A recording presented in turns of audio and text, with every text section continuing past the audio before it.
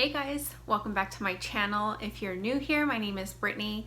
I am a wife, full-time online college student, and mother to 2 girls.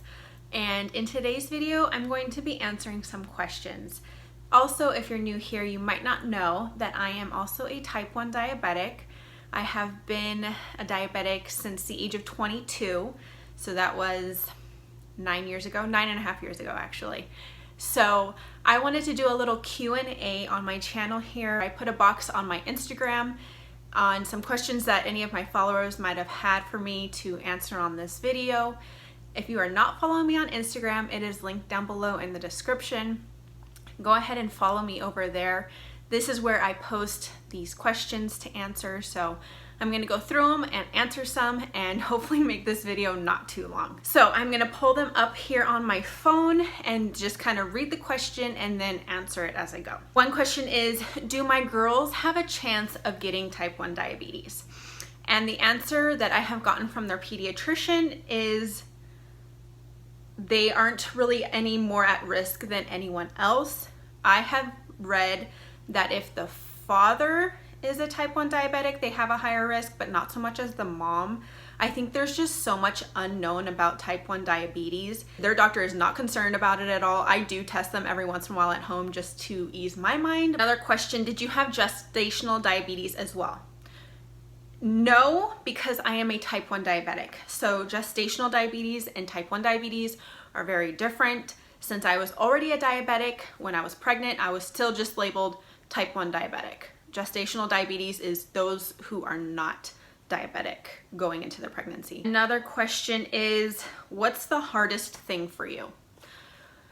I think when I first got diagnosed, since I was 22, I was already kind of set in my ways and, you know, had certain things that I like to eat, certain things that I like to drink. So changing my way of eating and really, like, I look at the carbs on everything still. I'm always watching my carbs, always watching my sugar. So I think the hardest thing was changing my diet and becoming more conscious of what I'm eating and everything that I consume. Right now, the hardest thing, I have a lot of anxiety related to diabetes because I am always so afraid of going low.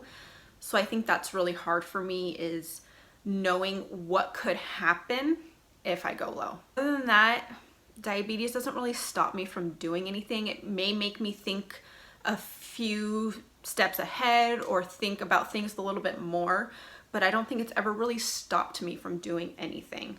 Another question is, how do I like my new port? I think they're referring to my new CGM that I have. I wear the Dexcom and I just switched to the G6.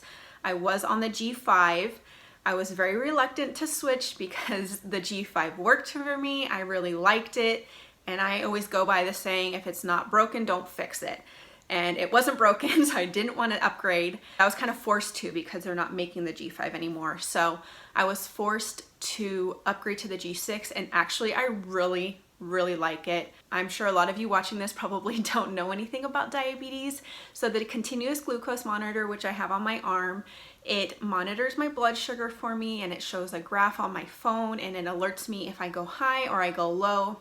I guess it brings me some comfort knowing that I'm able to always look at my sugars and see a trend, like if I'm going up, if I'm going down, if I'm steady. With finger pricking, you don't really get that. So I love my G6 because there are no calibrations, which means there's no finger pricking at all, which is really nice. So I like that about it. How did I first reach the news? So I'm guessing, like, how was I first diagnosed? It was actually about a month after we had moved to Arizona, driving to work, and I noticed my vision was really blurry. Like, I couldn't read the signs, like the street signs ahead. So I was like, oh, you know, I probably just need glasses. And so I went to the optometrist and got a prescription, got my glasses. They worked well. They were great. I could see again. And then a week later, things were blurry again, even with my new prescription glasses. Called the optometrist again. He's like, okay, come in. And he was the one who was like, you know what, you might have diabetes. You might want to go to urgent care and see. And so I was like, oh crap, like what? The only thing I had known about diabetes was my uncle is a type 1 diabetic. That's the only diabetes in my family. So he had asked me a few questions. He's like, have you been feeling thirsty lately? And I was like, yes, I have. Like, I don't understand why.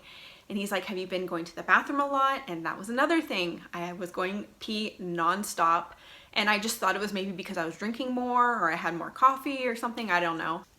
Come to find out, those are major signs of type 1 diabetes. And a lot of people don't know that, including myself. My uncle is a type 1 diabetic and I didn't even know that stuff. So he told me to go to urgent care. I went to urgent care. They tested my blood sugar. It was in the 500s. I was new here. I didn't know where to go. They told me to go to this hospital. I had never been there before. I didn't know where it was.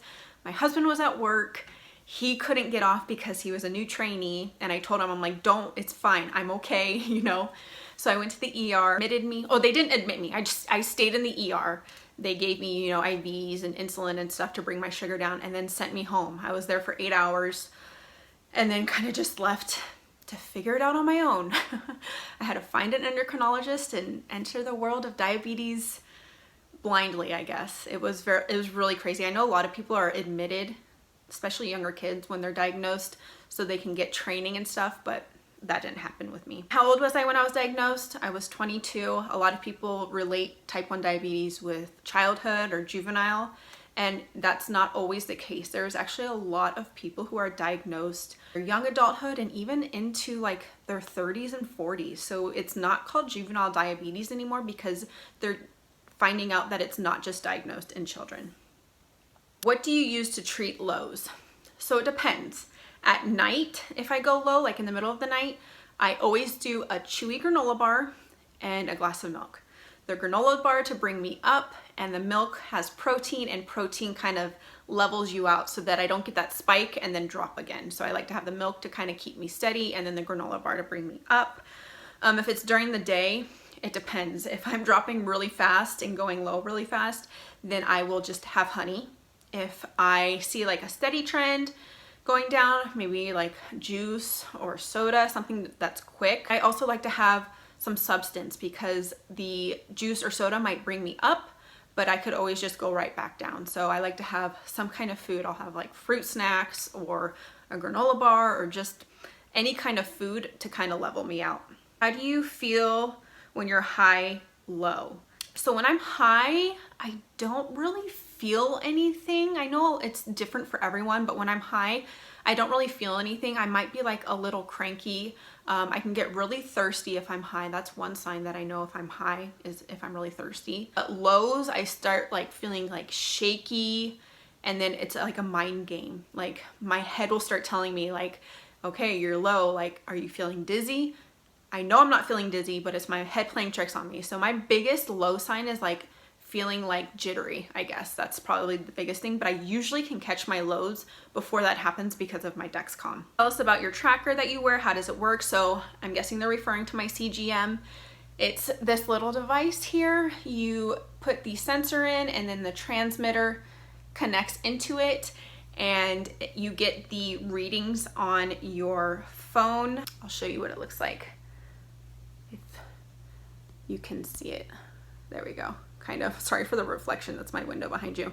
So you can see the graph. I love it. Like I said, it reads my blood sugar every 5 minutes. So that's how it creates the graph, and it trends. So it can give me an arrow up, telling me that I'm going up. It can give me just a steady arrow, which is just an arrow going sideways. It can give me a down arrow. It can give me a double down arrow, and that really freaks me out no matter what my numbers are.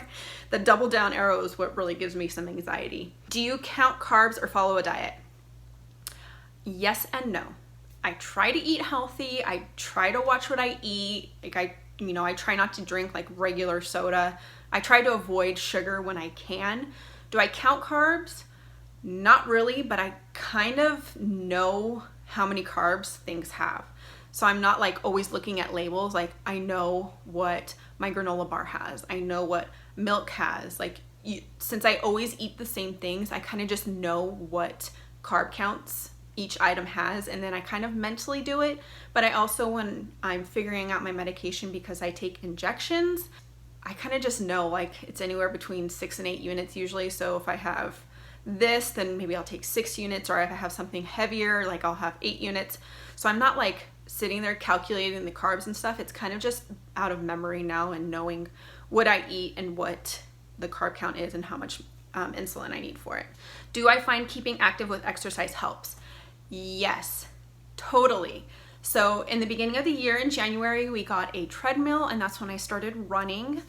And right away, I noticed my blood sugars being more steady, not having as many spikes. And actually when I do run, I go down. So I try to start running when I'm high because I know that running is going to bring me down. The first few months I was running, I was doing good. My A1C was like the best it's been in years. It was 6.0.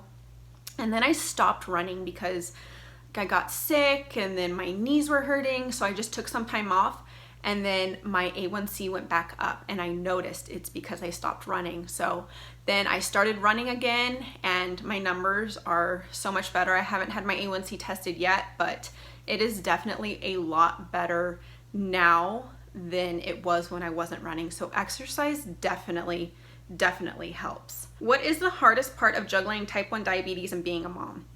I think being a mom, you never put yourself first. You always put your kids first. And I want to do that all the time, but sometimes diabetes needs to take the front seat and needs to be put first. I know there's been a few times where my kids are like, I'm hungry, or let me have some of that. And I'm like, no, I need it. I'm going low. Like, I need to have this so that I don't drop, or I need to eat so that I don't drop. So sometimes I have to put my diabetes first, and that's really hard being a mom and not being able to do things for your kids and putting them first. Other than that, I don't think there's anything that diabetes gets in the way of really from being a mom. It's just sometimes I need to put diabetes first. Why don't I have a pump yet? Because I am stubborn. That's why. I've had diabetes for 9.5 years. I feel like I'm not to the point where I want a pump or I need a pump. I think I will eventually get there, but just the thought of having something attached to me and like tubing. There are some that don't have tubes, but I have my CGM. I feel like that's enough on me for right now, but I'm sure I will get to the point where I want a pump. It just hasn't hit me yet, and I'm sure it will. Was it hard managing your diabetes when you were pregnant? Yes, very hard, because your body does some crazy things when you're pregnant, and then add diabetes on top of it. So during the first trimester, I was always going low. And mind you, I did not have my CGM for either pregnancy. So I did both of my pregnancies with no CGM and no pump. And I had 2 beautiful, healthy babies.